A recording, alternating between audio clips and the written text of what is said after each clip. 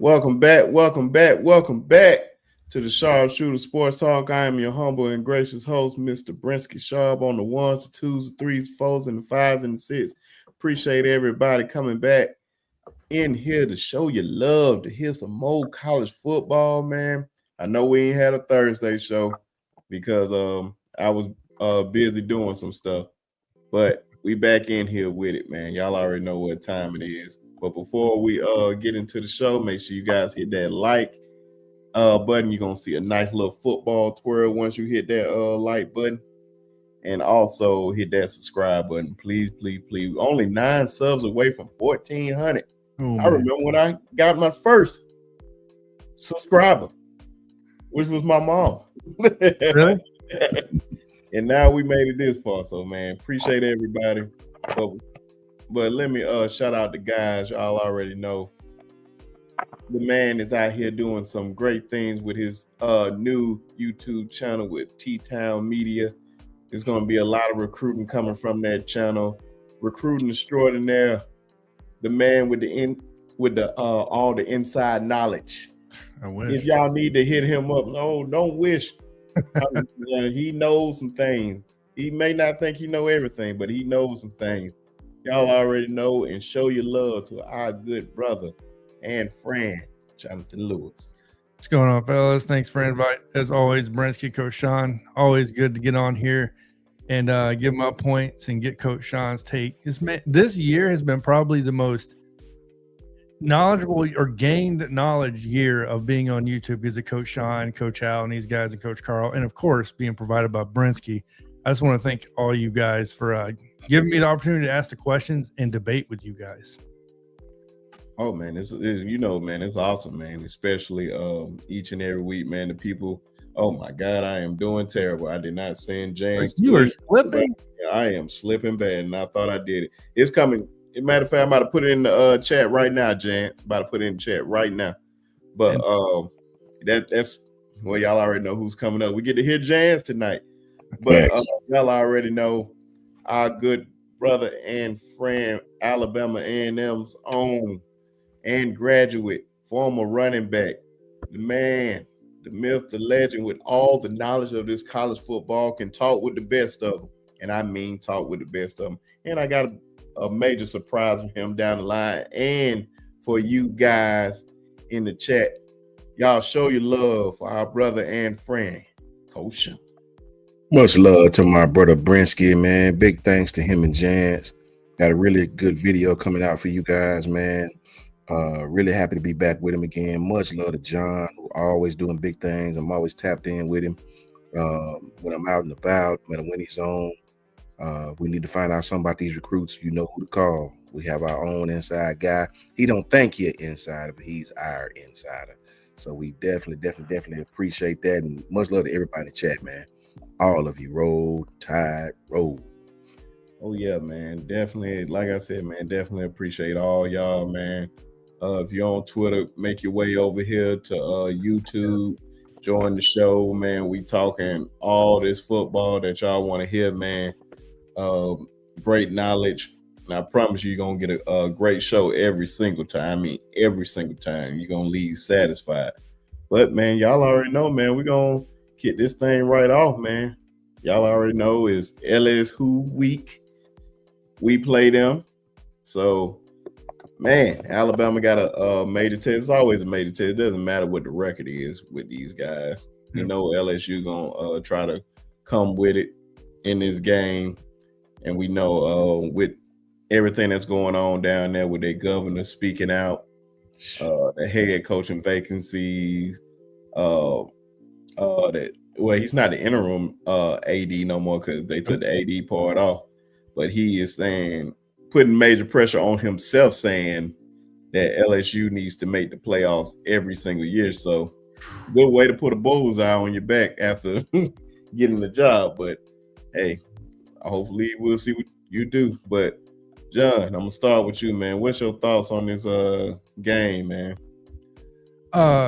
And before you get right into it, man, I did not see it. It's my fault because I know how we go, man. But shout out to our good brother, Piano Man Oh man, and I didn't shout out none of the people. So yeah, definitely got Flipping, bro. I'm slipping bad. So definitely shout out to Piano Man. Y'all make sure y'all catch the long run with Piano Man every day, Monday through Friday from 8 o'clock until he feel like getting off. He said with the $4.99. He said just supporting off to my destination. Great show as usual and roll tide. Thank you, brother, as always, man. Appreciate your support. And everybody, man, trust me. Anytime y'all send something, trust me, it's greatly appreciated because you don't have to do it. So thank you. But shout out to people in the chat, man, up in here. We got Tough as Nails up in here. We got Miss Susan up in here. Mm-hmm. We got Mike Jones. Who? Mike Jones. Goof up in this thing. What's going on, man? What's up, Goof? J. Cole up in this thing. Anitra up in this thing. Good to see y'all, man. LaToya up in this thing. Who else up in this thing? Kim up in this thing. Oh man. Got Huggy up in here. What's going on, player? Steven up in here, man. Ebony is in here. Oh, she is, huh? Yeah. Charles up in this thing, man. I'm working my way down. My fault. Oh, okay, my bad. Oh, Ebony up in here. She was just on Piano Man show. She watching her young bull get ready for these Friday night lights, man. Good luck to him. And guess what? Guess what she said about this too, Coach Shawn? She said she want her youngest son, if I'm not mistaken, go to a HBCU. And she said, which one? Alabama State or Alabama A&M? Man, Ebony, you bugging. That ain't even a question. You want him to have a degree, right? Oh. We got Willie up in the house. We got Chapman family up in the house. Oh man, he already starting off. Oh, put the knives away, everybody. Phone up in the house. What's going on? Which is Dwight up in here? Y'all already know Shawn Squad. Carla up in this thing. Good to see y'all. Oh, the man. Oh, he Carla. He said, ain't nobody bad like me, Morris Day, and the Times 1984 Purple Rain. Woo! That's a good movie, by the way. But yeah, man, appreciate everybody being in here. Hopefully I got everybody. Eric D, man, thank you, everybody, for joining. Eric D. Rob. But Jonathan, my fault for interrupting you, my brother. Take off. Yeah, you didn't interrupt nothing. Look, these games are getting tougher to talk about week by week. Yeah. And it's from an obvious standpoint. It's from the standpoint of I don't know what to expect from Alabama week in and week out. 1 week I'll say something's improved in the defense, and next week it doesn't look improved. Here's what I can tell you about this LSU game. We're going against a team in Bryant-Denny with an interim coach that now officially has an AD that says he wants to make the championship every year, obviously. That doesn't have an offensive coordinator, or Sloan's not there anymore, right? So we already know that. There's no excuse to not beat LSU, but at the same time, we already know the direction this is going to go. LSU has nothing to lose at this point. These guys are going to have their backs against the wall. Everybody's going to count them out. The Vegas odds are going up. The spread's now at 10.5. It moved from 8.5 to 9.5 to now 10.5. As a matter of fact, let me check that again to make sure. Yeah, it's still at 10.5 Alabama. So, you know, as an Alabama fan, I want to speak confidently saying we should go out there and soundly beat LSU through 4 quarters. But at the same time, I thought we should have soundly beat South Carolina through 4 quarters, considering what they've done throughout the year. So I don't have a lot of faith. I have faith that Alabama will win the game. I don't have a lot of faith in Alabama doing what I think Alabama should do at the end of the day.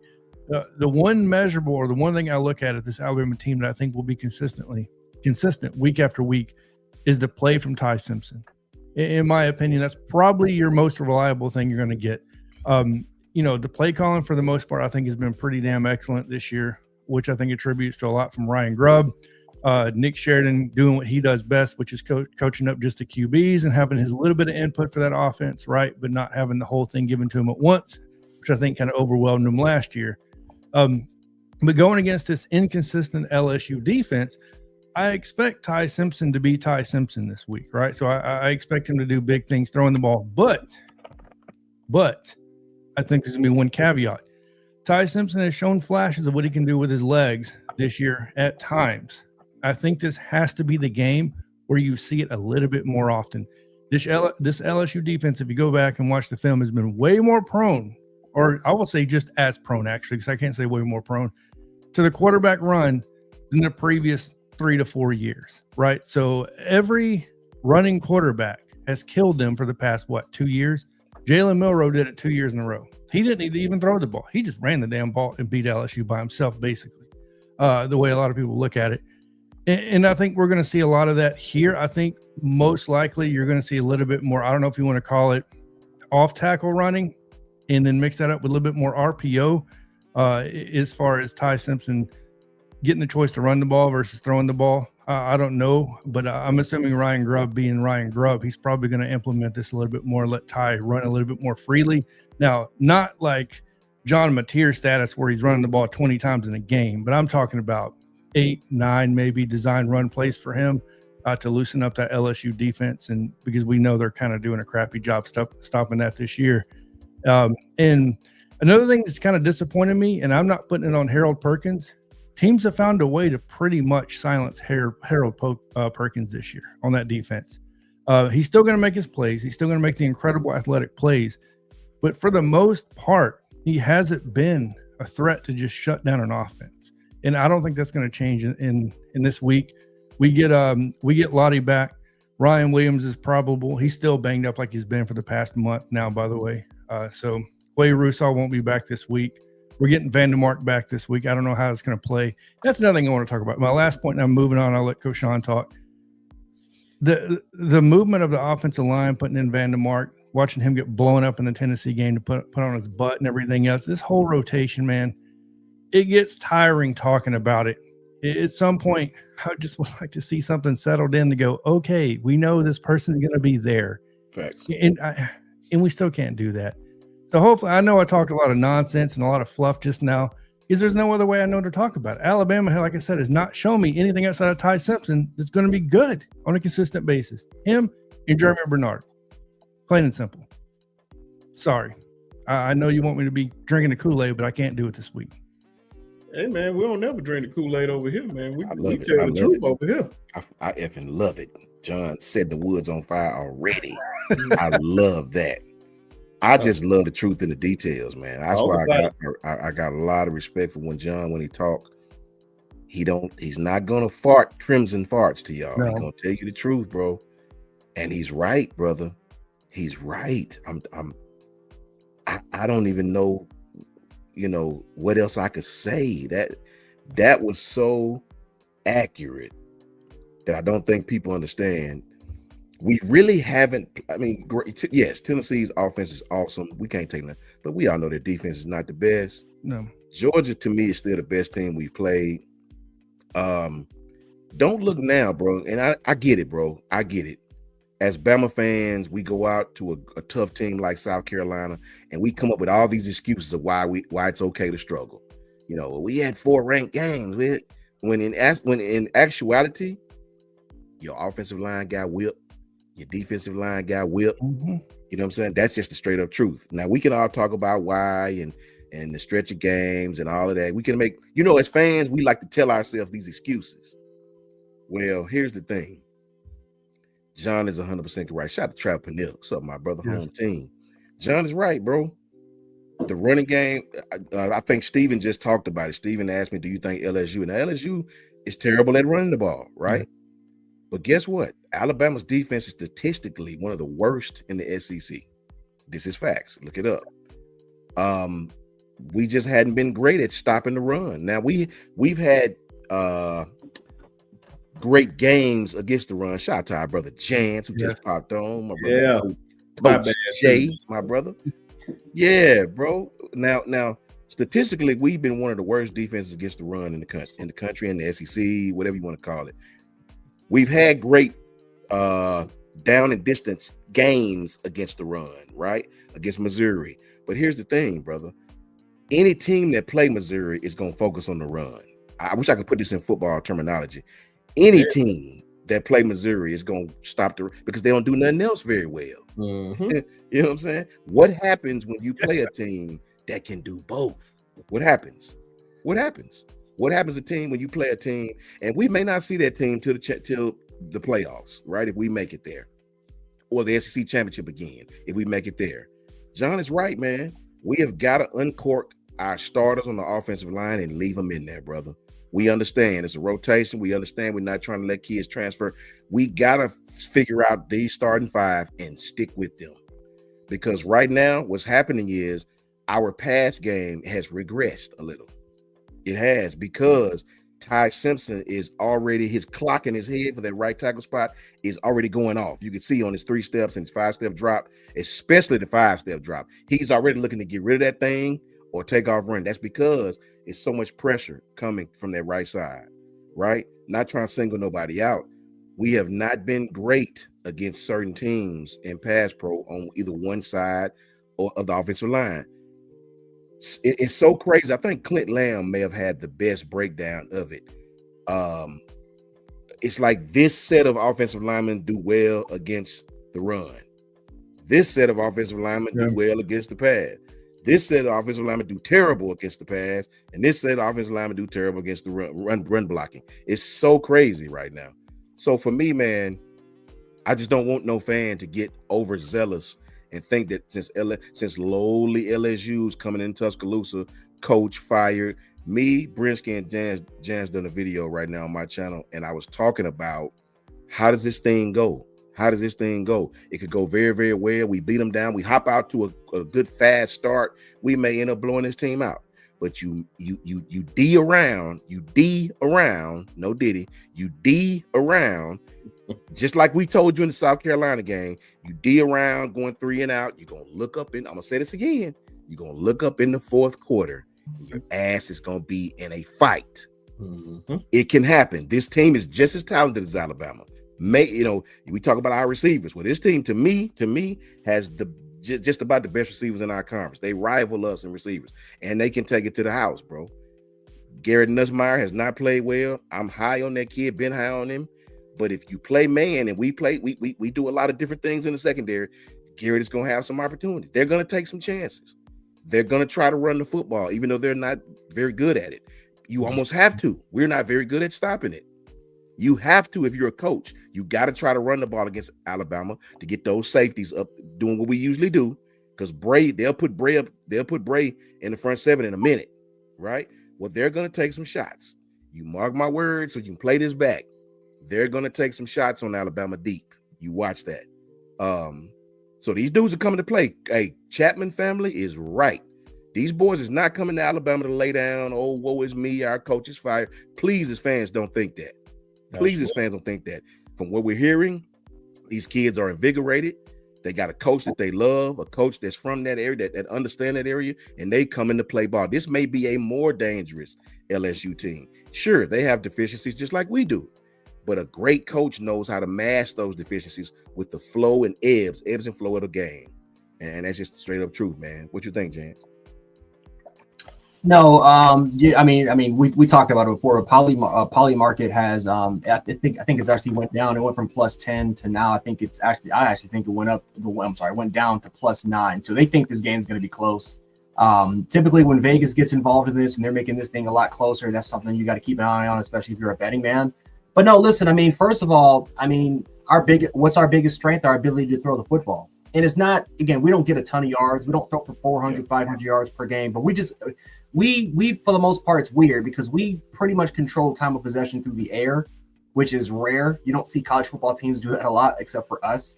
The problem is, though, is that our biggest strength is LSU's biggest strength, which is their pass defense. LSU's got 5 NFL guys in that secondary already. Corey Raymond's done a phenomenal job in terms of really getting these kids produced. And it's not like a lot of these guys were handmade, except for like DJ Pickett. Tamarcus Cooley came from NC State. AJ Helsey, I forgot where. I think AJ Helsey came from UNLV. Came from UNLV because he had 4 interceptions last year. Came into this year, and he's one of the best safeties in the country. Mansour Delane may be the best overall cornerback that we may play against for the entirety of the year. I'm not even joking. He may be the best corner we play the entirety of the year. He's done a phenomenal job since coming from Virginia Tech. playing right next to opposite of Dorian Strong, which by the way, prayers up to Dorian Strong because that man, his football career may be over, man. But yeah, Mansour Delane, showed tremendous improvement, more of a man corner that has gradually improved in a lot of zone coverage. So listen, LSU, man, a lot of their coverage sets is not really complicated for the most part. They're pretty much a quarters team. They run a lot of match coverage. They run a lot of match coverage. They run split coverage, cover 6, kind of that cover, that kind of cover 2 zone, or sometimes even cover 2 man on one side. The other side is more kind of quarters on the other side. For the most part, they can definitely play man. They run a lot of cover 2 man. They play cover 1 robber. They play cover 3 sometimes with that single high, which is AJ Helsey, because he's mainly patrolling that robber role, kind of playing the single high when you're playing cover 3 there. So, they're LSU, man. That's a secondary that's pretty damn dangerous. They don't play around. DJ Pickett, who came in for Ashton Stamps. I know Stamps is in the transfer portal now, but DJ Pickett, man, he's pretty much Dijon Lee. 6'5", 200 pounds, physical press corner. Mm-hmm. What are things that we are just kind of like, we're not bad at it, but it's like, we got it. It can be a little worrisome when cornerbacks get up in your grill and just be physical with you. Just be physical. Doesn't mean we can't get separation. Doesn't mean that we can't win off a clean release. But guys that these guys rarely take the wrong positions in terms of kind of shadowing or kind of mirroring, in terms of mirroring. These guys are always in the right positions. Communication is, for the most part, besides maybe the safety play, and it's really because of Tamarcus Cooley, for the most part. Helsey is a box safety, so he's more. So he's their box guy. He's their hitter. He's not the best kind of more free guy there. He's not, but he is he is instinctual. He is a guy that will absolutely knock. He's looking to knock off one of your guys. He does not play around. Kind of reminds me a lot of Bray Hubbard. But that's a top-notch secondary, guys. And Patrick Payton still hasn't gone anywhere. I know Harold Perkins decided to put his name in there, but he was playing star anyway. He was frustrated with Brian Kelly in that defense because it's like, why are you playing me at a hybrid safety, in a nickel safety role? I'm a pass rusher. And so they don't know how to use him there. Whit Weeks, their captain, big loss for them for the season. But his brother Jackson Weeks has been pretty solid as well. But I'm concerned about that secondary, guys. Our main strength is the passing game, and it's more towards efficiency. Their main strength is the passing attack as well. They rank 9th in the country nationally, I believe, in pass defense. Yeah. There's some other advanced metrics I got to get up to. That's why I was pretty much trying to look up to. So I kind of bring up those advanced metrics in a minute. But really, ironically enough, our biggest weakness is their biggest weakness, which is their run game. They're not particularly terrible at it. I think they're 45th in the country, 129 yards per game.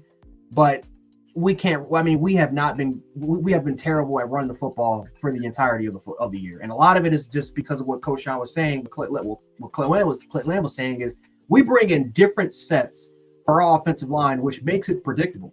Yeah. Coach Dan Casey kind of broke down our offensive line. He says, "Bro, I've never seen anything like this because it makes it so predictable to determine what are you going to do because of the sets." You have one set that's meant for max protection. You have the other set that's just meant for the run game. You have another set that's meant for it's crazy. Jaden Roberts. I feel like Jaden Roberts is healthy now. I feel bad for him. Jaden Roberts is kind of had a pretty good game against South Carolina, but it's overshadowed because you keep bringing in different people. You're sliding your starting tackle to guard. I've never seen anything like this, and so. I don't know if we just don't have the confidence to get that straightened out, but at some point, man, we got to lean towards this run game. We got to lean towards the run game, guys, and so hopefully we can get that thing straightened out pretty soon.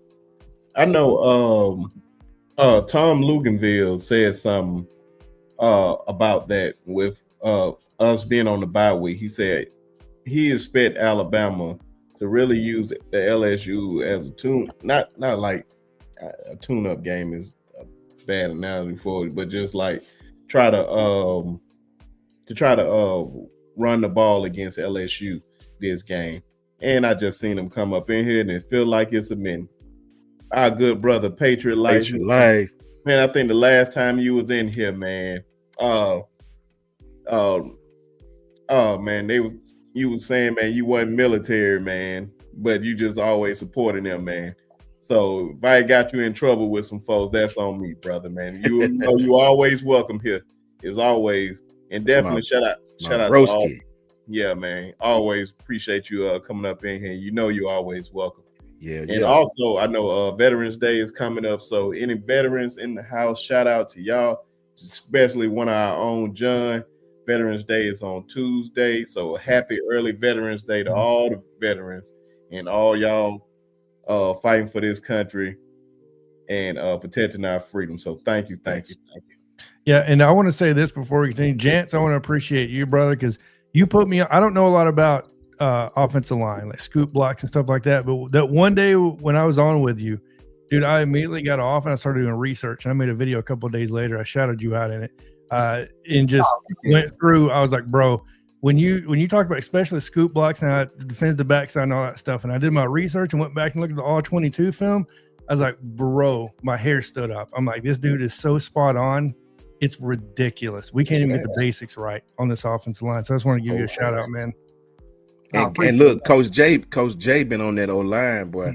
Coach J is the one who really schooled me to Michigan's offensive line. You know, I knew about pinning and pulling, but I didn't know the finer arts of it. Coach J is the one who really broke that thing down to me, man. You know, just clip by clip. I mean, Coach J been on there for a minute. That's a whole fact. You're spot on with that, John. And then I forgot to add him. I was about to say, got you over here, Coach Shawn, got Coach Al right here, got Coach Carl right here. Man. And I forgot Jans is right there. It's that box. It's that box, man. Literally. When them boys talk, man, all you got to do is just sit back and just let them go. Bro, just let them go. Let me say this real quick, too. Because Jan's been on fire since we was on Cows, man. That's been probably now, what, Jan? About a year and a half, 2 years ago, maybe? Yeah, 2 years ago. You know, shout out to Kyle too, by the way. Yeah, Jance is right, bro. This listen, man, and big shout out to G Bama, Eric D, Double L, Curtis, Patriot Life, Katrina. They all had awesome comments, bro. And the thing about it is they right, man. Please, man, please don't look over this LSU. I think it was Eric D who said earlier that this will be LSU Super Bowl. Make no mistake about it. They gonna pull out all the stops for this game, brother. Herb and Raj, what's up to y'all boys? Awesome content, man. Steven, everybody, man. J. Cole, Toya, everybody, man. So good to see my brother Patriot Life. Make sure I tell me I send you too, Rob, for real. He's right, bro.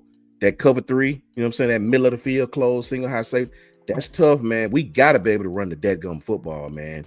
When they commit resources, you know, to the back end, when they take resources out the front 7, we got to be able to run a damn football, man. When they play quarters, that's South Carolina at times gave us some trouble with that, man. You know what I mean? So, you know, I don't know if, and maybe it's because of the offensive line play was giving up some stuff on the right side. We got to be better against quarters coverage. The flats are going to be open during that. The middle of the field at times is going to be open during that. And depending on what corner is out there, you know, you don't want to go deep too much against quarters, but you can. Don't think you can't. You know what I mean? Depending on who. I watched Smitty do it, you know, several times. We don't have a lot of Smitties running around, but Jance is 100% correct. I'm going to give you one last factor. We need for our crowd to step their asses up like they did when Xavier caught that football. We need that kind of energy with this game, with LSU, because this team in Alabama, this is honestly, people say it's not a rivalry because we beat them so many times and this, that, and the third, and I get that. But me personally, I know how the personnel at LSU feel about Alabama. To them, it is. Yeah, to them, this is yes. We are our biggest rival. That's their biggest rival. Thank you, Jance. That is what I'm saying. They look at Alabama like this is it. This is it, right? So make no mistake, man, we cannot go out there going 3 and out. The run game, John is correct on that.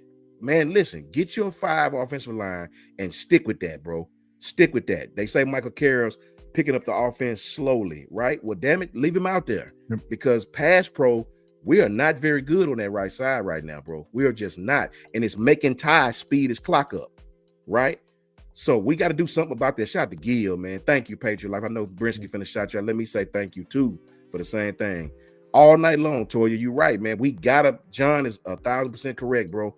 We have got to figure out that 5 offensive line and stay with it, man. I know I know John had something to say too. Shout out to our good brother Patriot Life for gifting 5 Sharpshooter Sports Talks memberships. So whoever got it, man, make sure y'all say thank you to our good brother Rob, please, because he didn't have to do that, and always appreciate that, brother. And OG Gill just stepped in the house, man. Coach Al too. Oh, where he at? He commented earlier. Yeah, man. Well, I know Coach Allen here then. That's the only thing I need to know. Yeah. And shout out to our good brother, man. But yeah, go ahead, John.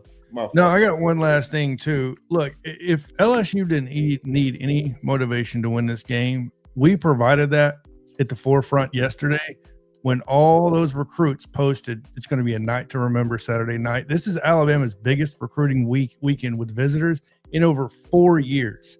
We're talking over 30 visitors. We're talking about 2026 up to 2030 recruits. We're talking Tony Brown. We're talking legends showing up, and it's been blasted everywhere. And I know LSU is paying attention to this. You talking about ruining someone's night, ruining someone's weekend? This would be it. You're talking about a possible flip commitment from Samson Gash from Michigan State happening in Alabama here soon. He's going to be at that game, all the way from Xavier Crowell, Xavier Griffin, all the way down. Everybody's going to be at this game, and it's everywhere for LSU to see. Trust me. Yeah, man. So that's why I like, man, take full advantage, especially with Elijah Haven. Can be right after Keelan Russell, man. You gotta and see Jeremy he put it right there. Great minds think alike, man. You got to capitalize on this stuff. We're gonna have Caleb Hope up there. Basketball, man. We need our guys straight from the Ville. Yep, gotta bring our guys home, man. So this is real big game on and off the field. Yes. So definitely take care of business. You said Jason up in here. I ain't even see Jason up in here. Patriot Life say to you, Jan. Patriot Life left you a message. Oh yeah, man. Shout out to Patriot Life. Oh, my fault. There you go. But yeah, man, shout out to our other good brother, Jason Watkins over there at Hall of Fame College Football. Jason. Those boys got a week off, man. If you want to come on here and chat with us, Alabama fans, man, we're gonna talk about the. We got them next week. We got them next week. That's gonna be fun. Oh man, that's gonna. Hey, y'all don't want to miss that week. We need to get. Hey, you need to get Jason and Jay on for that one. Oh man, I'm gonna tell Jay way in advance. Hey man, I need you. Please come on that night. Shout out to Jay Towns and Uncle Jay. Shout out to Jay. Yeah. Good to see you, Oh yeah. Appreciate it to our good brother Jay Townsend up in here with the $2 super chat. Say, what's up, brothers? Roll Tide, man. Oh yeah, Tide, Uncle Jay. Let's hope that the Tide will be rolling this weekend. So yeah, man. Like I said, Jason, if you want to come on up here, man, chit chat with the guys, man, come on up because I know you got a week off. You ain't stressing about Oklahoma football, so if you want to come up, brother, come on up. But just to finish this off, man, of course, I'll never get no score for no Alabama game. And I think we all want them to win. That's why I'll never ask for nothing on this game. Oh, wow. I don't care if we going against the devil. I'm picking Alabama every time. Of course. Yeah. Fact. If it was my mama, I'm picking Alabama. Damn right. Well, she can't play football, so of course I'm going to pick them boys. What's up, Ray? Shout out to Ray. What up, Ray? Oh, Ray, what's going on with you, bro, man? Oh yeah, man. You already know. Hey, man, them boys gonna talk that mess, man. So I guess we'll talk about this. Anybody else got anything to say about this game? Anything that we need to look out for? Anything? I got a quick question, Brishaw, if you don't mind, for Jan, for pretty much all y'all. Whatever. Let me start with Jan. Jans, first of all, who do you think the starting 5 should be going into this game, being that LSU is so active up front?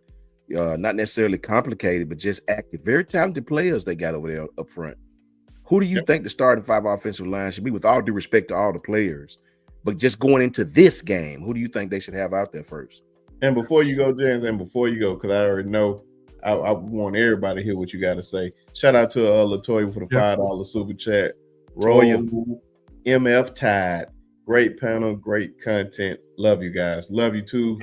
Latoya, always supporting all our channels. Appreciate you. Thank you. Thank you. Thank you. And before Jans go off, he decided he want to come up in here. Everybody's favorite Texas fan / Oklahoma fan. I don't know how he does both, but y'all already know the king of all chaos, horns up with him. Y'all already know our good friend, Jason Watkins. Shout out to Jason. Here's some horns up. Patient like say free corn dogs. Exactly. But go ahead, Jens. My fault, bro. Yeah. I'll probably go with Parker Brailsford, Cam Dewberry, Caden Proctor. Then I would probably go with right guard. Right at that right guard spot. I'm just thinking about the tackle. The tackle for some reason is killing me. Michael Carroll, Wicked Formby. It's between those two, man, and that's where things get complicated. Well, first of all, Jaden Roberts, I got to include Jaden Roberts. I forgot about please, for the love of God, because for some reason, man, I'm tired. I don't care about PFF and PFSN in terms of their grades. In terms of not giving up less pressures, in terms of his run, in terms of grading system, stupid by the way. Not the run grading system, but just overall rise his run blocking rate. He's the top blocker on the team, and yet we continue to take him out. And I don't know, whatever. But then the right tackle spot, I'll do Formby. I'll just do Formby there, man. Michael Carroll, I think, is the player. I think he just needs, and again, maybe that's just with more reps. But it just seems with Michael Carroll, for the most part, he's just not in sync. And that's just, again, when you keep having different sets in there, your offensive line, like, you got to get in sync. They just haven't been because of that particular situation. Michael Carroll, I think, is just kind of, you see the freshman in him where he's just not picking up certain blocks. He's sliding in the wrong, when they're in the, when he's in the wrong protection set where everyone else is sliding to the left, doesn't know when everyone's doing a half slide. He's not really getting in sync with that either. It's just, run blocking wise, he's fine. He's solid at it. Problem is he's killing it run blocking, boy. Woo. Yeah, the pass sets is not good, and then our running backs can't pass protect anyway, except for what's the 240-pound back? What's the Daniel Hill. Yeah, except for Daniel. That's the only guy. That's the only person that's willing to pass block. But every other else, they can't really do it. So if he misses the protection, your running backs won't do it. And so there's always a free hitter with Ty, which means that he has to rush the clock with his timing. And we got to get that thing straightened out. But I would just go with Formby. He's a veteran. He's a little bit more experienced. Continue to just work on with reps. He's got the talent. He's got the ability. We just got to continue to stick with it. Now, knowing us, we're probably not. We're probably just going to continue to switch for some weird reason that we're going to do. And I'm telling you, that's going to cost us. That's going to cost us down the line. It might do it. Might be this game. Maybe Oklahoma. Maybe Auburn. Well, I'm not even going to talk about Auburn. But, we definitely could see that, But that's probably what I have of my starting five. Just go with your base five. I understand you're going to have certain formations. You're going to have jumbo sets. You're going to be running from 12, 13 personnel. That's who we need to start rotating within there, man. We got to start getting these tight ends involved. Utilize play action, man. This is a secondary. You cannot play with the secondary. You can't do it. You can't do it, man. It's not like we're an explosive offense that just, we're not Baylor from 2012 when they had, Robert Griffin III. And we're not that offense, man. We're not an air raid system. We are an efficient passing offense. LSU is one of the most efficient pass defenses in the country, man. You can't play around. You got to use play action, utilize your tight ends. But again, the only way you can utilize the play action is if you have an effective run game. If they don't respect your run game, they're not going to be fooled at all. Even if you include the 12, it's just weak.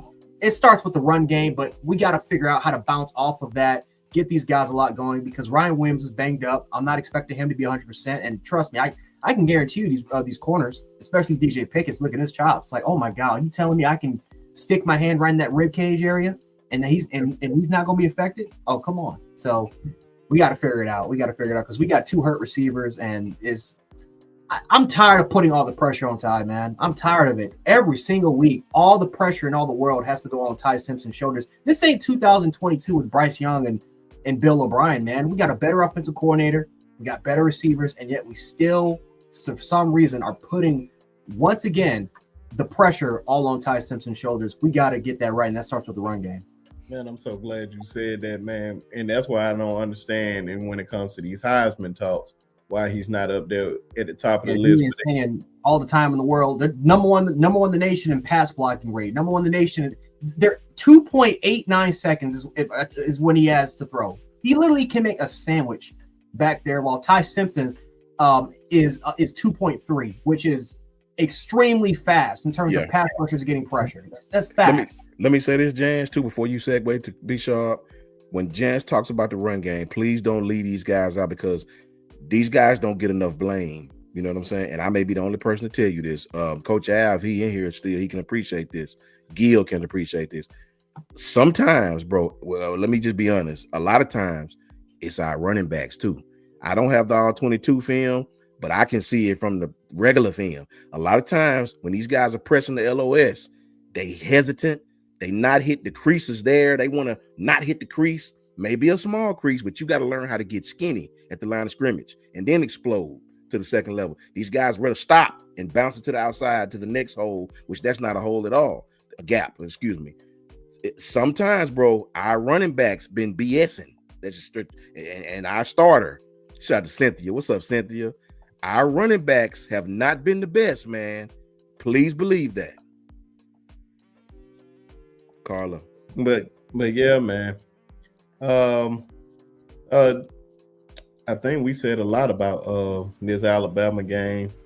So I guess we'll just touch down on this Auburn and Vandy game, and then we'll talk about this head coaching carousel that just seems like it's just getting interesting and interesting. When you think you have all the answers for, like, we thought we knew the guy for Penn State, and now it's just this LSU job out there is throwing people in there for a loop. So it's going to be interesting.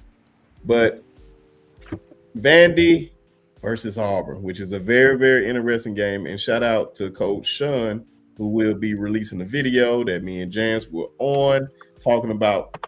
It's funny. We was talking about LSU and Auburn. So it's just kind of funny that we are talking about these two teams. So make sure when that come out, y'all check it out. And also, I don't know what the like count, what the like button look like right now, but if you ain't hit the like button, please hit the like button. It costs you $0.00. But Vandy versus Auburn, we know Hugh Freeze is not there for this game. I think Auburn had a bye, or did we have a bye? I'm not. Or did he just get fired? It feels like he's been fired for like 2 weeks, man. No, he only got fired. I promise you, because I know Tez and them just can't stop talking. Should have been fired about a month ago.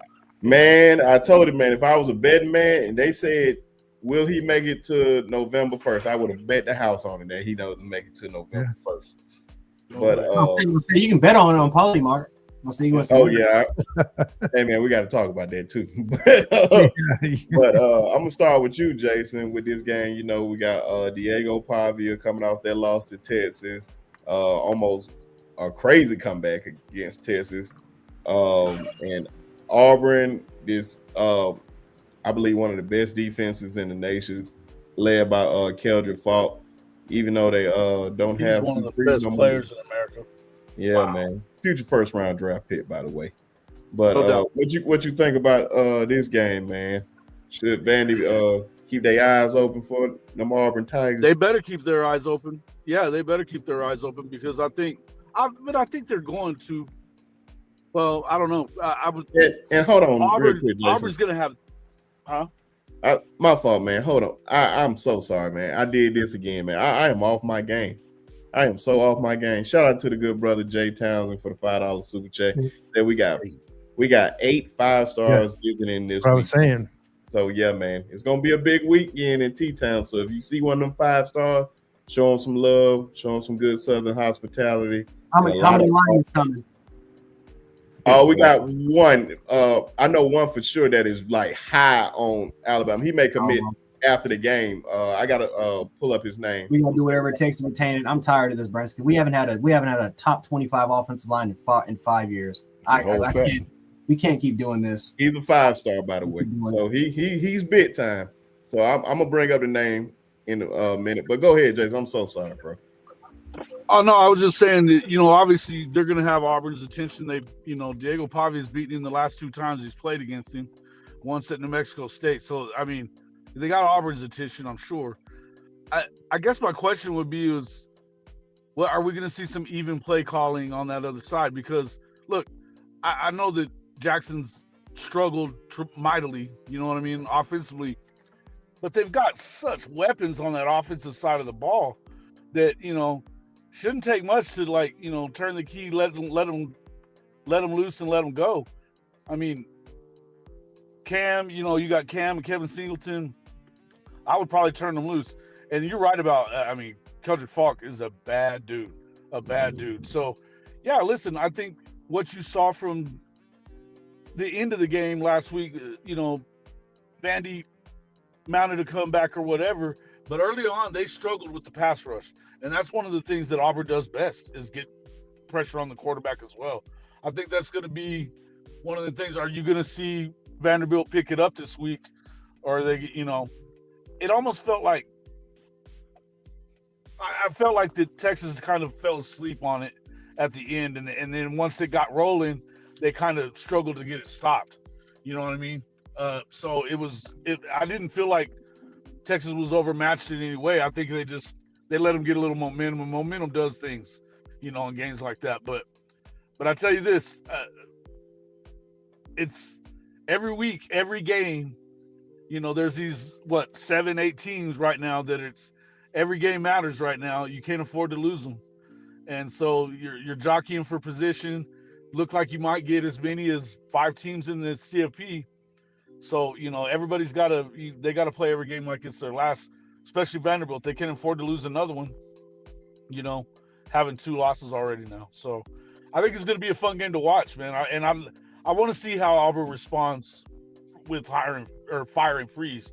Because it sounds like, from what we heard the other day, that he didn't do anything but just mess shit up. He wasn't there all week, and then he show up and just install something that they ain't done already. Maybe they'll get a little on. Maybe they won't, but maybe they will. Maybe it'll help out. But that a lot of that, before I kick it to whoever wants to go next, man, that speaks a lot about, it's not really Hugh Freeze. It speaks a lot about all the people that they have up top in these positions. Like, y'all know this. It's not no secret that he's doing other things besides coaching. Like, he can go golfing and all that. But oh yeah, I got you, John. My fault. Trying to do too much at one time. But yeah, man, they know he going golfing and all that stuff, and y'all ain't say nothing to him. Like, you just putting plays in last minute and just expecting it to work out of nowhere. This ain't college football 26.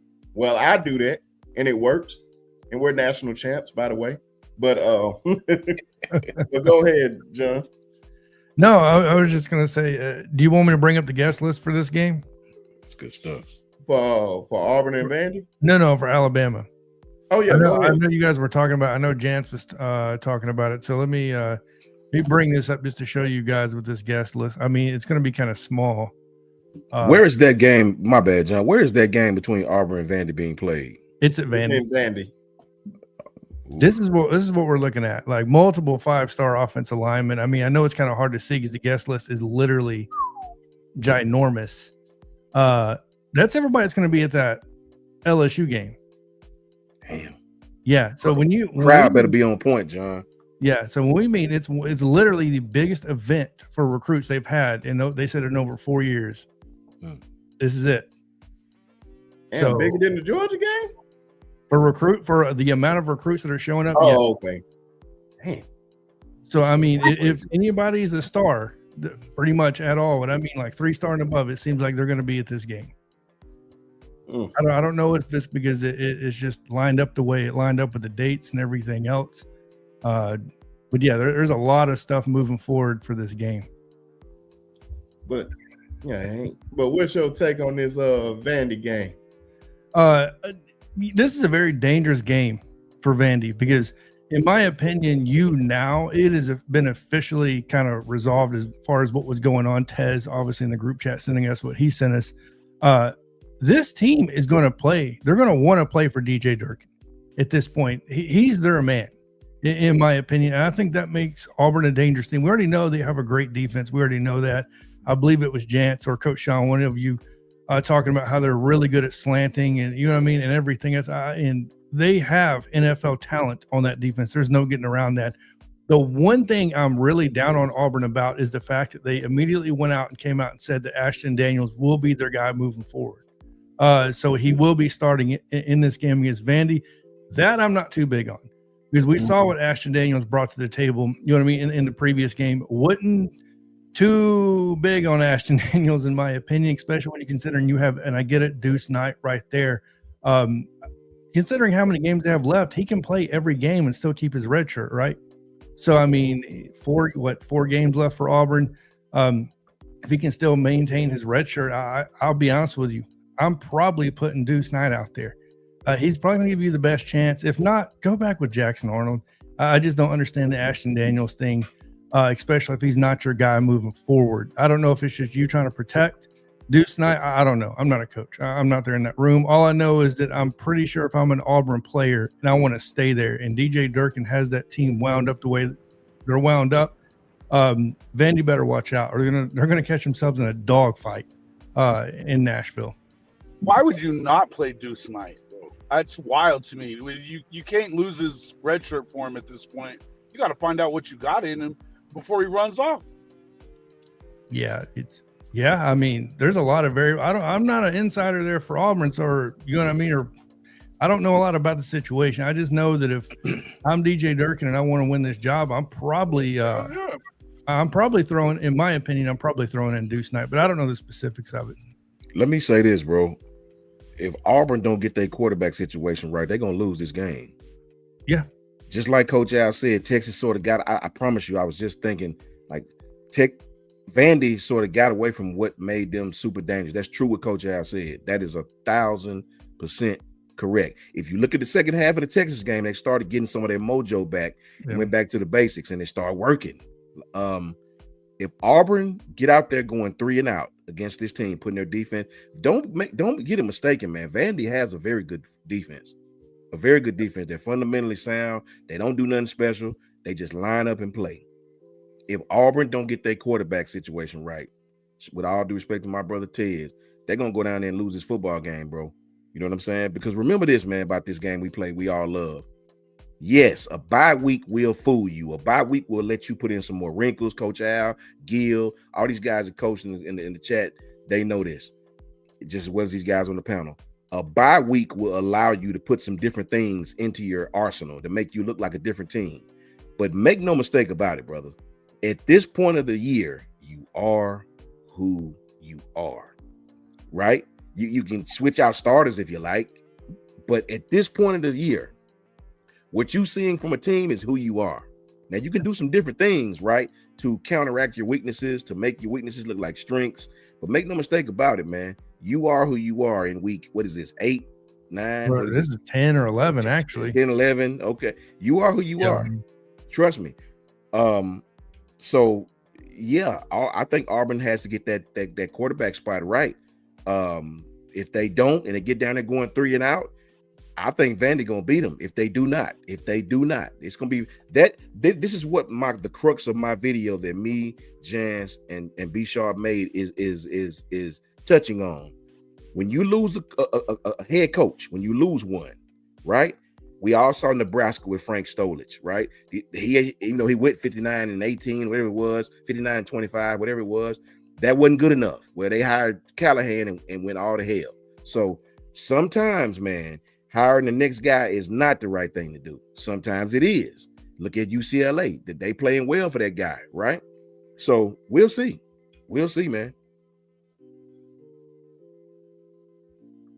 Oh, James, you can go ahead. My fault. Oh no, you're good. No, I'm looking up Auburn. I'm looking at Auburn and pretty much their rush defense. They're pretty much top 5 or in top 10, top 15 in almost every category. Right? Yeah, their defense is awesome. And it's really, really impressive, because if it wasn't for their offense, this defense could literally be top 2 or top 3 in most of these categories. Their D line is enormous. They're extremely physical, very athletic. You know, someone talked about Keldrick. I think it was Jason that talked about Keldrick Falk. I don't know what Keldrick Fuck is, by the way. This is from a draft perspective because I like scouting a lot. I don't know what he is. Yeah. 6'6", 285. That is an edge, but they play him as a 5 or they play him as a 5 or a 4. He's better as a run defender than he is as a pass rusher. They don't. I mean, his snap percentage at playing at 7 is not high. He has a more higher snap percentage playing inside than he does at that 7 wide 9 tech. Not saying he's a stand-up guy, but you know, he's a 5. He's basically a 5-4 sort of guy. Then maybe in the NFL you can slide him in as a 3-4, get some weight on him, or you know, again, if you're gonna play more of a 4-3, you're gonna have to play him closer. Right? He's basically Groot. That's my player count. That's just a short scouting evaluation. Brensky, just in case if you go to the Senior Bowl and you see him, you talk to him, you tell him that he's a 5 tech. But it's Auburn, man. Crawford, man, is another monster. Crawford and Felk combined have 58 pressures combined, which is, again, for a pass rushing duo, that's pretty damn insane. Crawford tied up with Pierre, by the way. Shout out to Yanze Pierre. Both got the same amount of pressures at 30, with Felk being there at that 28 sort of spot. So, listen, man, I mean, their defensive line, run stopping rate in the interior is one of the best in the country. They're they're sound, don't make a lot of mistakes. Completion percentage. Now here's kind of the crazier thing. Despite me complimenting the defense, Auburn has one of the worst first down completion percentages. They have one of the worst first down sort of completion percentage. So kind of what that means is I think Auburn right now is, and again, they were between them and SMU, but they're allowing, I think, 64% on first downs. Alabama, for us, I know we're sneaking Alabama in, but we're at 40. We're like letting at 48, 49%, which is a pretty damn high rate. So that's interesting. So again, Vanderbilt, it's an interesting game plan because we all know what Vanderbilt is. They're an option offense. There are more modern options that runs a little more spread, but a lot of those core principles towards their option is still going to be there. You're going to be seeing a lot of veer and shoot like concepts. You're going to see them try to go out there and attack the perimeter. Auburn's phenomenal in terms of the perimeter because they got speed everywhere. So this is going now. Vanderbilt has gotten a lot more physical. We talked about this like weeks ago. They're way more physical to a point where they can run a lot more inside zone or they can even run duo. They weren't running a lot of duo last year. Yeah. They can run a lot more duo this year because they're a lot bigger. But it's a weird matchup, man, because Auburn's biggest strength is their run defense. Vanderbilt is predicated off their run game. You know, obviously Diego Pavia, he can make plays. He can extend plays, but he's not let's be honest, not the best thrower in the world. A lot of the time he's flat-footed when he throws. Doesn't really, his velocity is just kind of okay, especially again, for some reason, when he's throwing to the outside, the ball is just struggling. It's like struggling to kind of get there. Can't really zip it in. It's like I'm not saying it's like a noodle arm or anything like that, but it's nowhere near effective compared to when he's just attacking the intermediate point of the field. Eli Stowers is a mismatch nightmare, but again, a lot of the receivers are just more kind of getting freed up anyway. So it's interesting, man. Like Auburn's defense, and this is my worry for Alabama, is the fact that we can't run the football. Exactly. However, because Auburn is they're so bad. Well, for at least, and who knows? Maybe the reason why this is happening is simply because, what are you doing? Okay. Well, simply the reason why that this could be happening is because of, and I lost my train of thought now. See, coming in here and disrupted things. Okay, no, I got it back. Okay. Okay, no, but anyway, like the reason why, in terms of Auburn, is maybe it's because Auburn's offense is just not. They keep turning over the ball. Time of possession. A lot of the possession is quickly short. So a lot of those stats in terms of how bad their first down percentage and passing completion percentage as well. I forgot to talk about passing completion percentage. Is also 60. Is also pretty damn high. Maybe that's because it's overinflated. But for whatever reason, the way it is, could Vanderbilt take advantage of that and start attacking Auburn through the air, right? But at the same time, you can make an argument.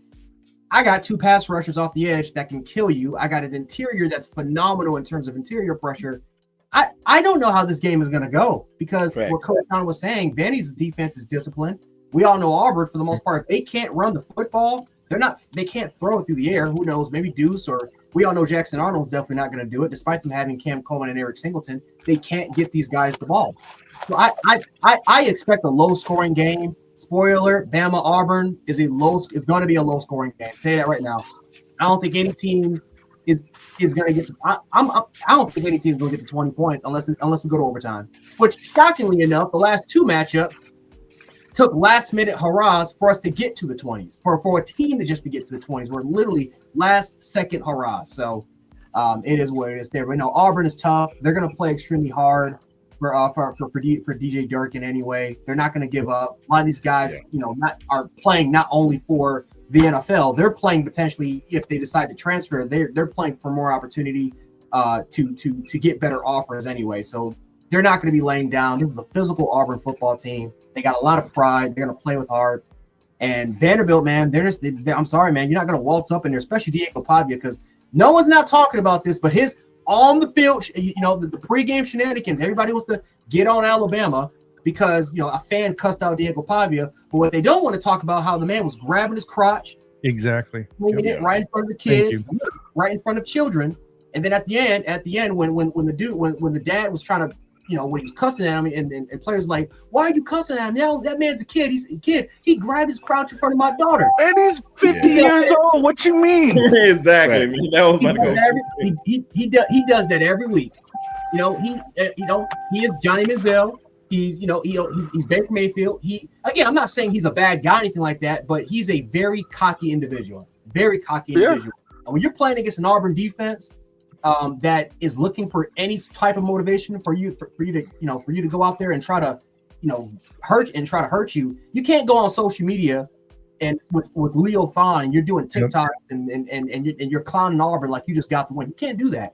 That's all. They can't do that, especially with these kids watching. These kids got pride too, and they're looking for any excuse to kick Diego Pavia's ass. I know Alabama and James Smith was looking forward to it. He did that. What, grab his crotch?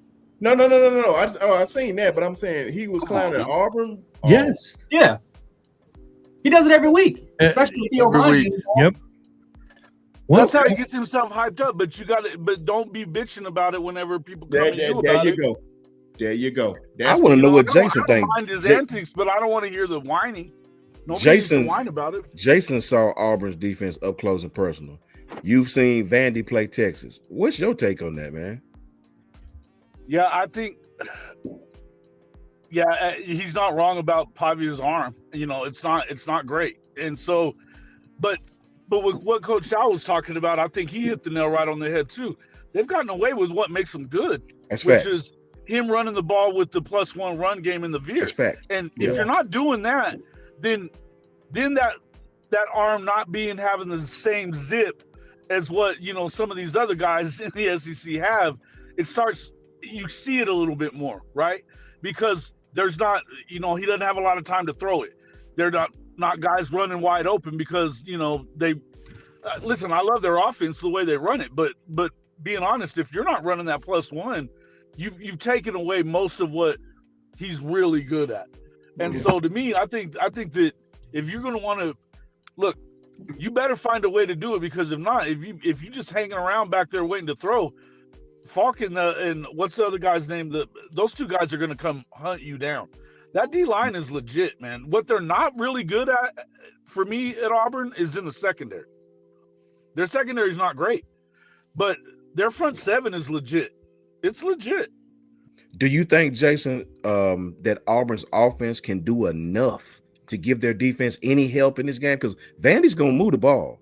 Going to move the ball. It may be in 3 yards in a cloud of dust here and there, but I think at some point in the football game, Auburn's offense is going to have to help them guys. They're going to have to throw the football, though. They're going to have to throw the football to do it, and I don't know that they will. Man. I don't know how you. Yeah, not with that line, man. That D line is big, strong, physical, fast. I mean, it counters Vanderbilt's. I mean, they're trying to get horizontal on you. You can't get more horizontal against that defense. Facts. And I'm not trying to take this too far back, but guys, this is nothing new from Pavia. When he was at New Mexico State and he beat Auburn, he had to get pulled off the field from his coach for jumping in Auburn's players' faces. Wow. So Bobby has always had that moxie. I don't consider it all disrespect. There's a line in the sand to draw, obviously, but when you're grabbing your crotch on the field, like we've already mentioned, especially you, Jance, like, and then you want to, I'm innocent. Don't play that bullshit card, man. That's why, man. I'm all for the quote unquote shit talking. I'm all for it all the time, but man, you can't be bitching when you lose, man. Just like, hey, they man, come back at your ass. I promise you, man, because I know how I am, especially like, man, we played sports growing up or playing a video game. You talk mess with me, I'm literally just smiling, especially if I know I'm good at something, really, really good at something, and I'm just smiling at you. I'm like, man, please don't let me get the upper hand. You gonna hate me. Oh, you thought you were talking mess to me? I promise you're gonna be wanting to fight. Now I said, okay. But I actually respect Pavia. I know he goes over the line, but one person I just can't stand, I'm gonna bring him up again. Johnny Foosball. Now don't copy that cat. I know you built up Texas A&M. Shout out to you, brother, on that. But outside of that, man, no, because he just been talking real greasy about Alabama, like they would like that at Texas A&M. They ain't win nothing now. Only thing you did was beat Alabama. That's why you won the AJ was kissing his ass on that podcast that day, man. AJ was kissing his ass. Of course he is. It was weird. And shout out to AJ, man. But I guess AJ was just playing nice, but oh well. But that's my quarterback. I don't care about that scrub down there at Texas A&M. Make sure you write on his Heisman. I got the Heisman because I beat Alabama, and that's it. But I just want to throw shade at him because I don't care. Tell us what you really think, B. No, man, openly. Because you want to know how he feel about us, and he just the way he talk greasy about Alabama, and Alabama fan, just go look at Nightcap with Shannon Sharp and Ocho. He was talking like he was tough. Like, boy, stop. Does anybody remember that? Slap people in the face? If I was face to face with this person, I'd slap him in the face. Boy, I promise. Oh, come on, dog. Everything I love. Make Gillick do something to it. He better let get it alone. What was A&M's record that year when he won the Heisman? What was A&M's record? He won the Heisman that year. 8-4. Exactly. Nobody cares. Always. Nobody cares because they didn't win a national championship. That's right. Now they won the Cotton Bowl. They, you know what I'm saying? If you want to give them a little credit, won that Cotton Bowl against They did beat the shit out of Oklahoma. Yeah. Man. You know, a little credit. Nobody remembers. Congratulations. Oklahoma beat us in the Sugar Bowl. Yep. Guess who's talking about it to this day? Nobody. Yeah. It's the only thing that matters. Only people that talking about stuff like that is all. It was very rare that A&M beat Oklahoma, so they're gonna keep talking about it. Like, man, nobody talking about that stuff. Hey, man, you either got a national championship or you don't. What did you do then? You can have that. Matter of fact, if Ty don't win the Heisman, I'm cool with it. As long as he can hold up that national championship at the end of the day. But yeah, man. He's got to be leading it, though. He's got to be leading it. It's saying Julian saying is right now the lead. He shouldn't. He's having a great year. Blue Mountain State. He's playing Ivy Tech. Like you see Coach A comment. Yeah. Coach A said, slap his damn lips. Facts, Coach A. Slap his damn lips off. Straight off, bro. Man. He's still talking about Alabama to this day. Still. You know, I don't understand it. I don't understand it. And you know, the thing is like half the time he tries to be, you know, like have some, like he's being contrite and apologetic about the things that he did. And then whenever he gets around the certain people, it's like, nah, man, he ain't no different. He ain't no different. Yeah. Man, that was like, he hasn't grown up. Get the fuck out of here. Yeah, like a I know a lot of suburban kids act like that though. I recognize those characteristics, so it don't shock me at all. Yeah, I know. Yeah, man, Joe he's just trying to rehabilitate his image. Yeah, facts. Well, Joe just been talking more crazy this year. I actually respect Joe, but the last few weeks have been some of his worst takes ever. When he said, I don't believe it's only like 3 or 4 teams in America that can score 20 points. I think it was on Indiana, or I think it was Ohio State or something like that. Against Ohio. And of all the teams, Joe Klatt is out of his ever-loving mind lately. What the hell is wrong with that guy? Well, he's a Big Ten guy. He works at Fox, and he's a Big Ten guy. Hey, Jason, pay attention to November. That dude has got to not be crossing. Pay attention to November, Jason. He'll always switch his views to shift the. See, you got to start posturing now. November is the month, Jans, when you got to start posturing and getting in place to we want to keep the Big Ten up there. We want these home games to come out to the north, So you got to start posturing the media. You got to start posturing right now. November is the month where you got to start that. But let's get these predictions in for this game, and then we'll move on to the head coaching carousel. Then we'll get up out of here. Just real quickly, man. What y'all pick for this game? I got Vandy 23-17. It's tough, man. It's tough. I know it's gonna be. And I barely want to give them 23. It's another one of them under specials, huh? Hey man, if you love defense, which I love, man, you gonna see it in Auburn. Yeah, well, I don't. But it's not just about defense; it's about bad offensive play. It's just bad scheme. It's bad everything. I don't know. That Auburn Kentucky game with you. I think it's probably the worst football you'll ever see. Ever. I'll get mine out the way, bro. I just have not seen nothing from Auburn on the offensive side of the football to give me any confidence in them. I love Tez to death, but I think their defense, if they just had a competent offense, I think Auburn might be believe it or not, a championship team because their defense is playing like that, man. Defense, man. Yeah, but that offense is not just bad; it's terrible. Like I have seen nothing from these guys to make me have no faith in what they can do. We're not going to act like Vanderbilt is a great home field advantage, right? But I saw what Vandy did, at Texas in the second half. When Vandy does what they do, bro, they're very tough to stop against any defense, bro. And remember, this is not a traditional offense. That veer, this misdirection, it make you read, it make you hesitate. You know what I mean? So you could be great against traditional offenses. This is not a traditional offense, man. They use your strength and speed against you.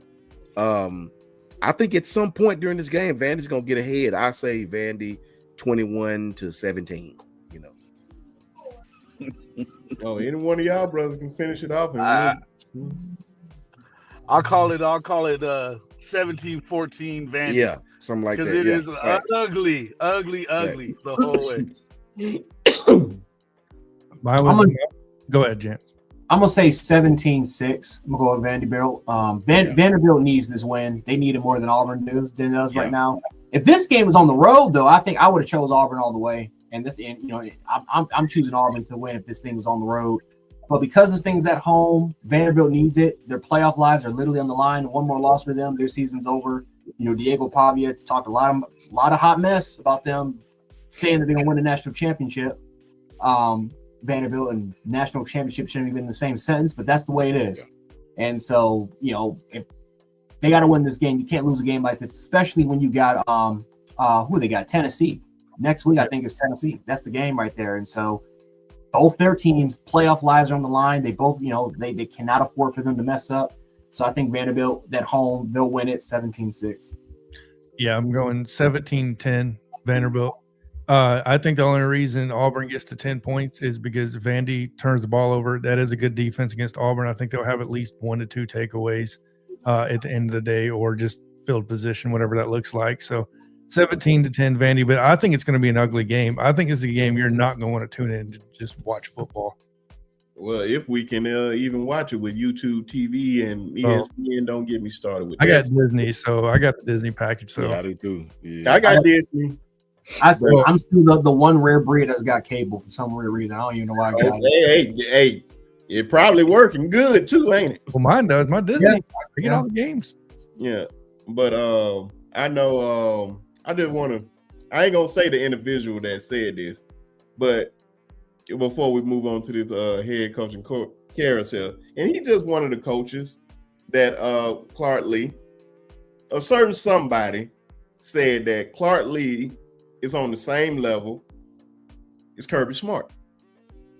I thought that was probably one of the most asinine things I heard in a long time. Tell me that it wasn't that dumbass Who was it? Good grief. They need to be called out. You a Vanderbilt fan? Nope. Oh, don't worry. We'll talk about it off camera. I just want to throw that out there. I was throwing a little shade. But that's still my guy. But that was still one of the most dumbest things I ever heard in a long time. But I'll leave it at that. I just want to throw some shade at him just because. But it's all love.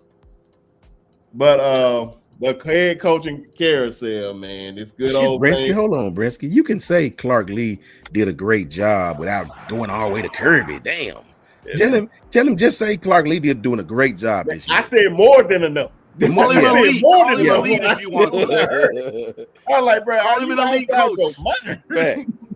Damn, he went away to Kirby? Damn. I'm like, man, trust me, it got real bad. I was like, bro, come on now. Now I'm just like, come on, bro. Like, we're comparing the guys. Say, just take like it's levels to this thing. thing. They got the same record, right? Or close to the same record right now. I said he does this consistently. Yes, every year, bro. This guy just started doing this with Diego Pavia. Matter of fact, they ain't even one doing this last year. It's like, what are we talking about?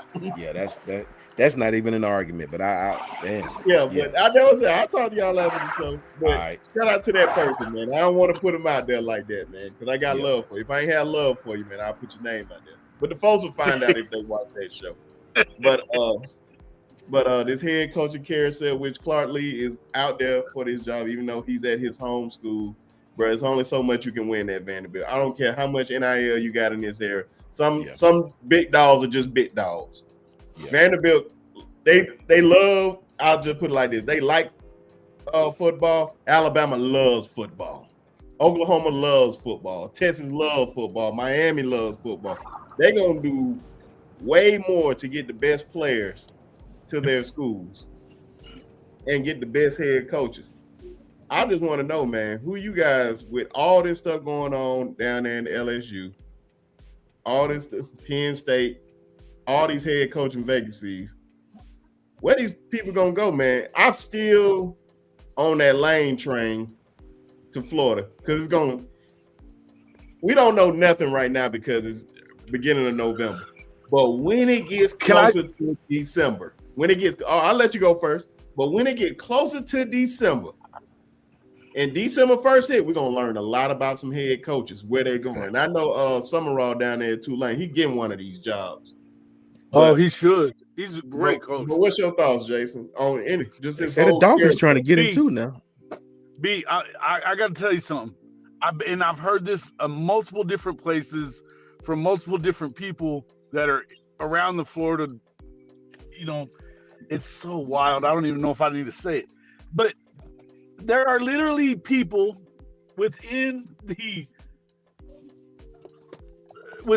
hierarchy at Florida making the hiring decision that are saying Lincoln Riley is better than Lane. That they're going to go there first instead. Lincoln. I love it. Only in America. It's been wild to me that, and it feels like, but the thing is crazy too, is because he ran like a scalded dog from the SEC too. You know what I'm saying? It's like, what are we even talking about? This dude doesn't want to be in the SEC, but they're talking about him. I've heard that they've talked about him in LSU as well. It's crazy talk to me. I can't imagine him. I mean, if he leaves, I can see it maybe being Okie Light. You know what I mean? But not one of these places. But from what it sounds like, the folks that are at Florida may actually think that he's a better choice for them than Lane Kiffin. I think it's outlandish. That is crazy. This cat never coached in the SEC in his life. I don't even know what to say to that, bro. I mean, outlandish coach. Bro, I'm gonna say this. I'll go on record and say this. Good coach, good offensive guy.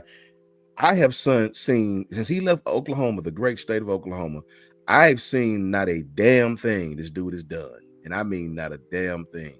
So I'll leave it there. He makes excuses really well.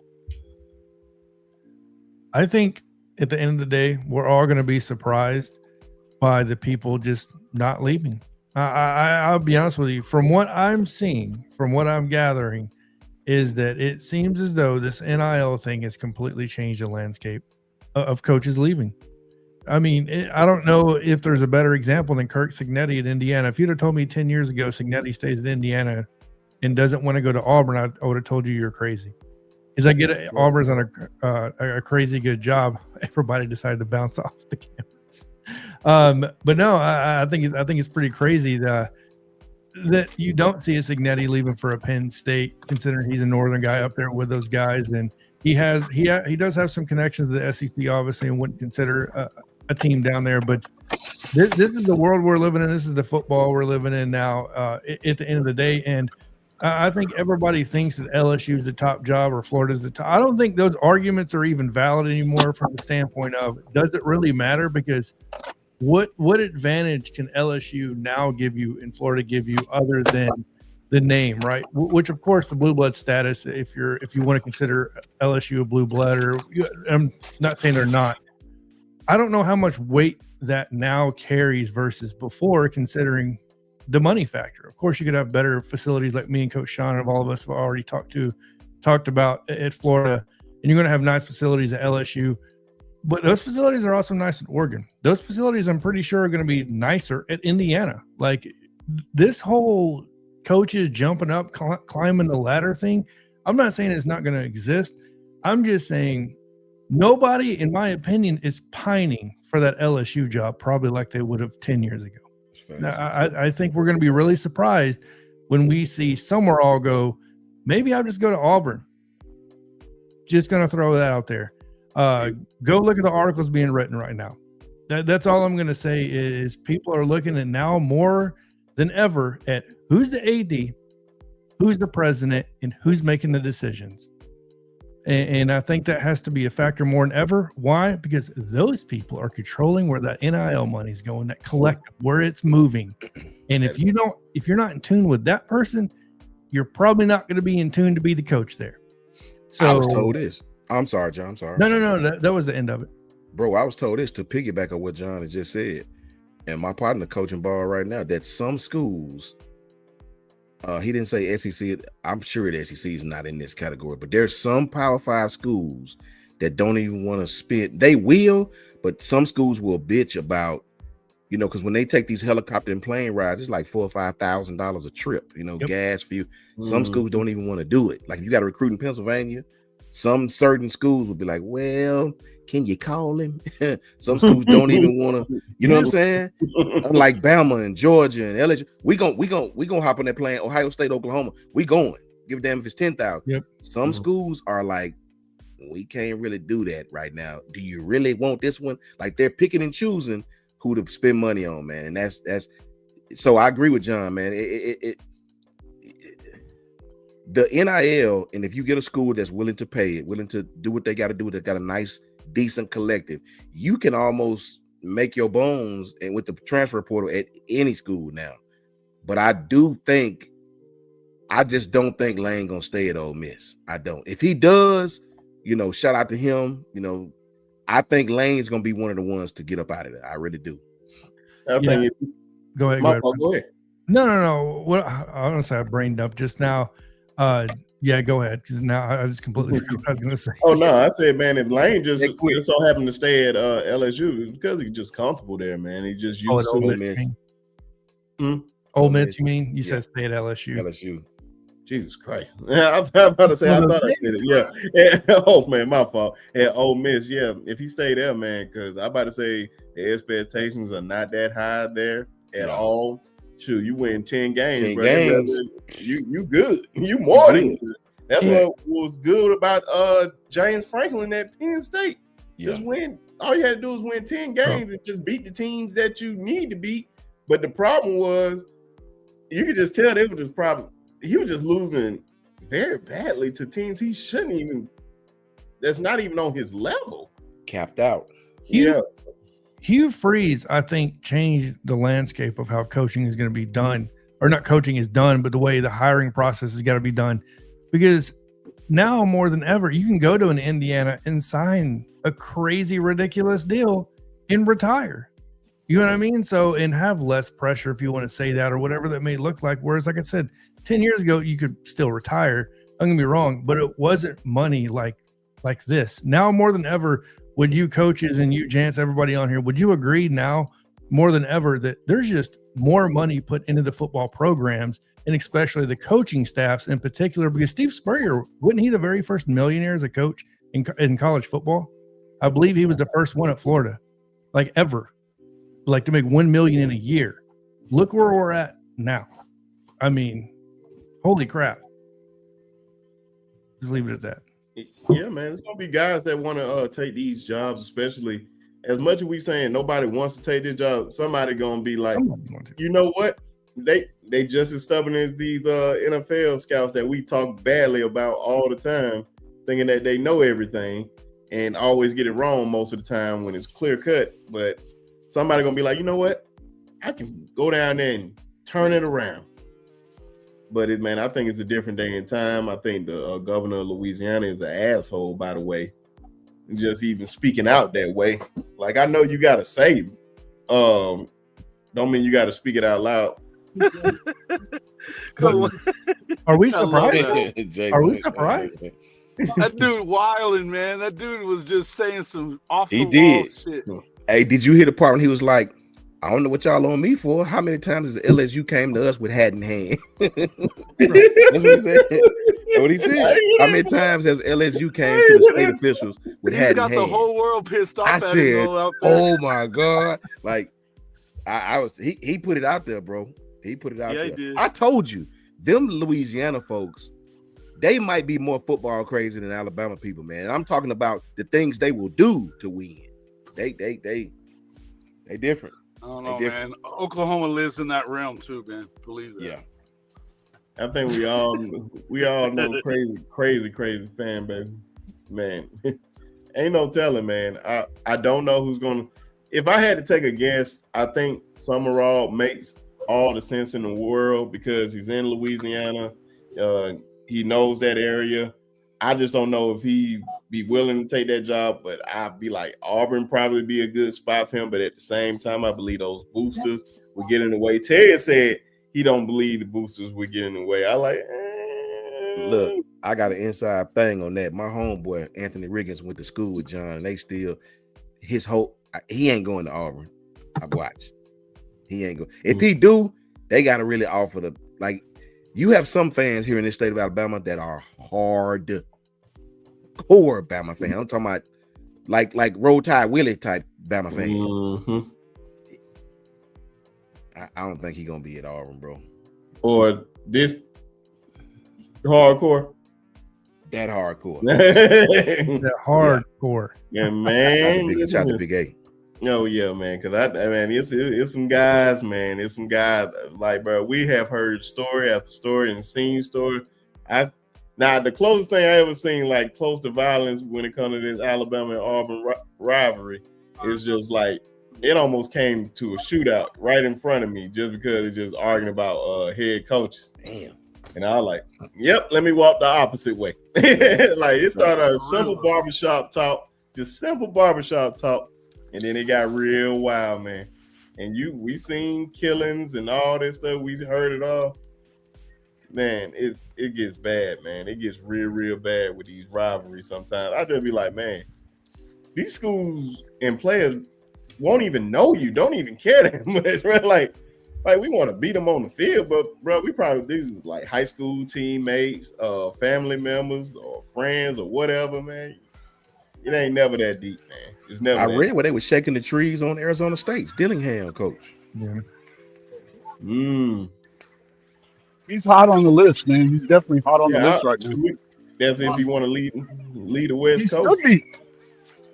He should be hot on everybody's list because that dude took a program at Arizona State that hadn't won anything in their lifetime and went to the playoff. Come on. But these coaches got to understand the SEC is. We all say this a lot, but when we say it's different, we're not talking about the competition. We all know the competition. I think that's universal. I'm talking about when we say that the recruiting is different, unless you are somebody like a Texas, like a Oklahoma that has already established yourself when you're a new coach in this league, man, I hear a lot of new coaches on these podcasts saying, look, the recruiting is just different down there, right? You got to you're not recruiting just the player, you're recruiting the family, you're recruiting the neighbors, you're recruiting the uncles. Like recruiting in these southern states is way different. Even Coach DeBoer talked about it. He was like, look, I had to keep people on staff that can get my feet wet on this. It's not like else places where the program recruits itself. Some programs recruit itself, but in these southern states, in the Alabamas, the Louisianas, the Georgias, Floridas, these back dirty South states, you got to really, sit at the table and have dinner with me, mom. You know what I'm saying? That type of thing going on down here. Relationships with the high school coaches is a big thing down here. I told you, I've been involved with that, where one coach had no relationships here, none. This one did. Matt Luke did. I watched the coach tell another coach, no, you can't talk to him. He got testing today. An hour later told Matt Luke, come on in. So it happens here, bro. I know. I definitely say this one. I don't know. I forgot his name just that quick, but he's Florida's interim head coach right now. But he's been recruiting Quez. I probably seen him like 5 or 6 times down here in Tuskegee, just right there on the sideline. The first time I ever met him, Billy Gonzalez is a good dude. He used to coach for Coach Roybal. Man, I'm telling you, he seen my Alabama hat on, man. He said, man, either you an Alabama recruiter or an Alabama fan. I said, man, I'm just a fan or whatnot. Just out here helping with the boy with pictures and stuff. He was like, oh, man, I'm such and such and yada, yada, yada. I'm like, man, nice to meet you. And you can just tell, because some of those guys don't even introduce themselves. He introduced himself. Yeah. And outside of that, every time he came down there, he remembered my face and said something to me. So you can already tell, man, those guys, and they just ask, like, oh, yeah, man, what you think about him? Like, oh, man, he cool, because he wasn't trying to see somebody else, which he was looking at Dylan, too. Yeah. So, yeah, man. Well, he knows you're talking to those guys. Huh? Come on now. I said he knows that you're talking to those guys. You're the man taking the pictures. You're having direct contact with these kids. That's right. Come on now. Oh, yeah, man. I try not to talk to them about that. Unless they want to tell me about it, I like, man, I know they get enough from that, from those guys on a daily basis, man. Like, and with those two, I think it's pretty shut down, but we'll see. I know for Dylan with LSU, he just loved LSU. See, Brian Kelly didn't have to be there. Yeah. He loves LSU, but he loves his position coach and all that. Of course, he gonna be heavily involved with Corey Raymond too. So I was like, hey, bro, I think that's an awesome fit for you. It's better than going to Auburn, in which Auburn was nowhere on his list. Best DB coach in the country to me. Yeah. So if he go down there, I would love it. I'm just gonna root against him against Alabama. But yeah, man. Anything else we want to talk about before we get up out of here? Who Oklahoma got this week? Bye week. Bye week. Oh, for Bama. Jason, you need to get Jay on with you next week, because we gonna have a good time with this Oklahoma. Get Chris too, man, so we can make fun of my bill. And I can. Oh yeah, gotta get Chris. Hey, listen, I'm gonna be up that way, man. I've got the mobile studio already parked in the vicinity of Tuscaloosa, and I'll be out there a lot. So yeah, I'll see you guys out there for sure. But yeah, I mean, it ain't hard to get a hold of Jay. Jay's Mr. Popular these days. Y'all can get a hold of him easy. Come on now. Shout out to Patriot Life. Oh yeah, man. When he came on here, I'm like superstar, man. I was like, he be trying to act like. I'm like, man, well, yeah, okay. Nah, he's Mr. He's that guy now these days, bro. Come on now. Oh yeah, man. I know what guy. Don't let him lie. Don't let him lie to you. But yeah, man. Appreciate everybody.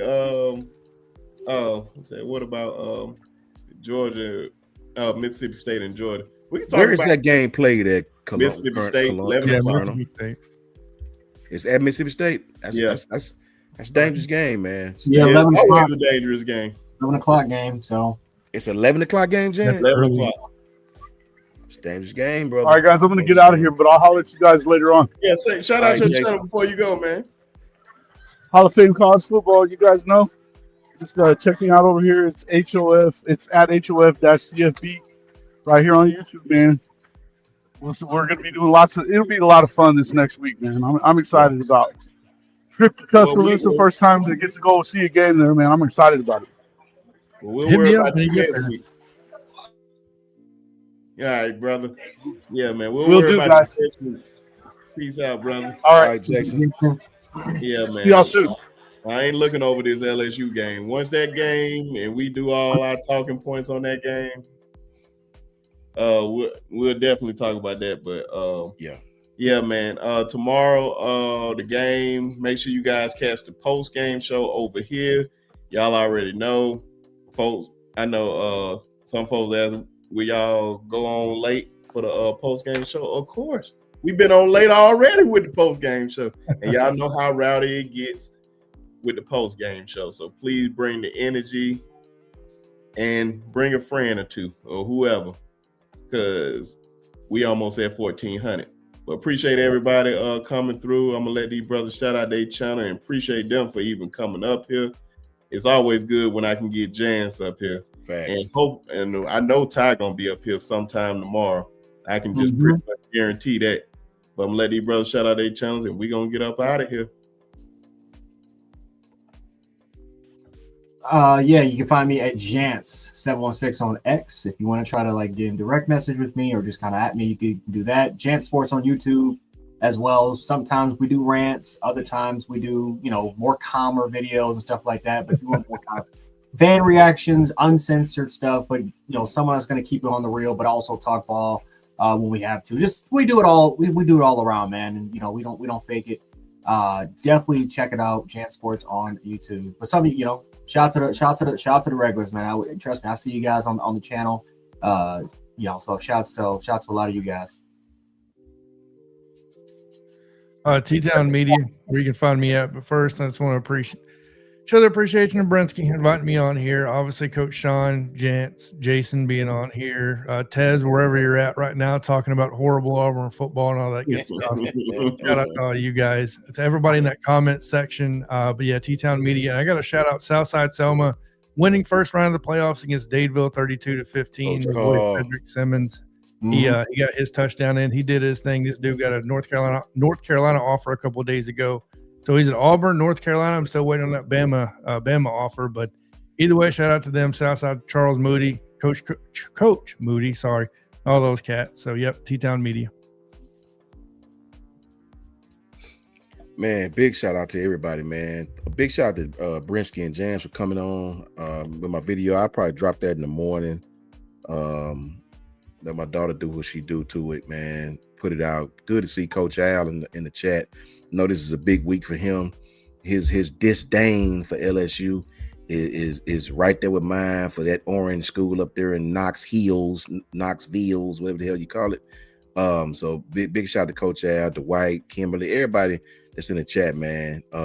Big shout out. Thank you, G Bama. Much love, bro. Everybody tap in with the post game show tomorrow. Hopefully we'll have some great things to talk about. Tapping with all these guys' channels. Much love to Ty.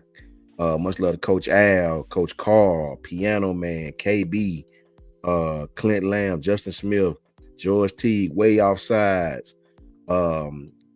Everybody, man. Shout out to Nick. Go tap in with Nick over there, man, at Wallacoota Sports, man. Auburn fan.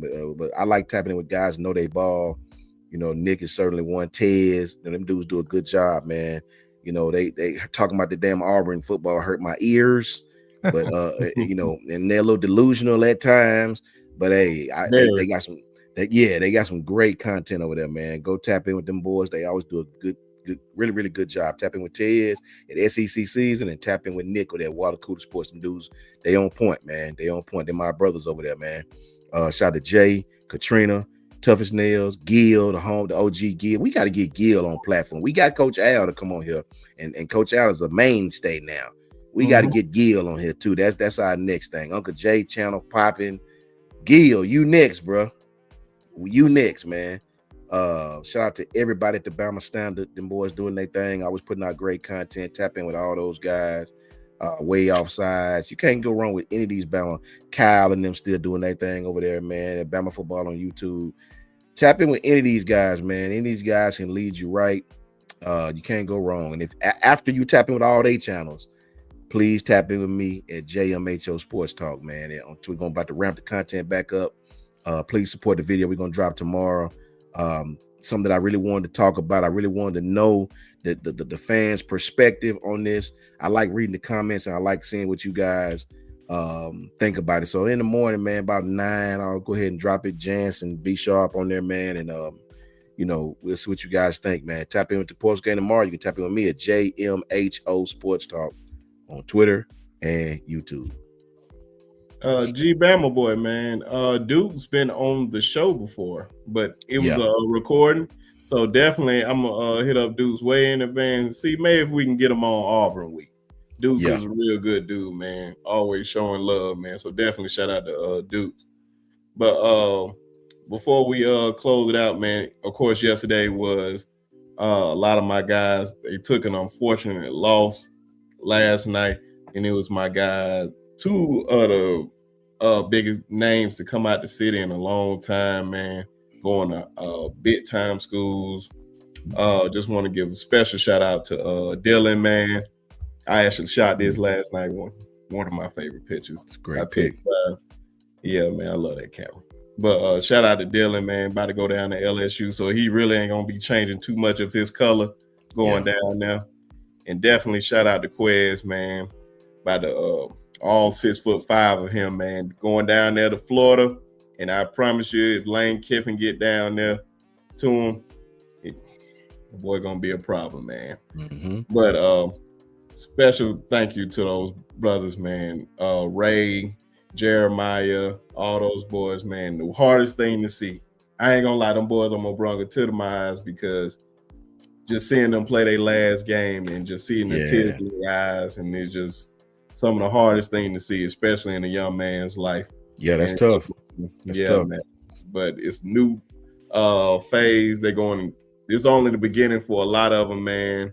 A lot of them gearing up for basketball, but just want to tell them appreciate them and can't wait to see them in the SEC next year, man. So y'all make sure y'all tap in, remember those names. Definitely got to get Quez interview in before he goes down there, so expect that soon. I already got Dylan in, but catch y'all on the next one, and we'll see y'all tomorrow night, and roll damn tide. F Tennessee.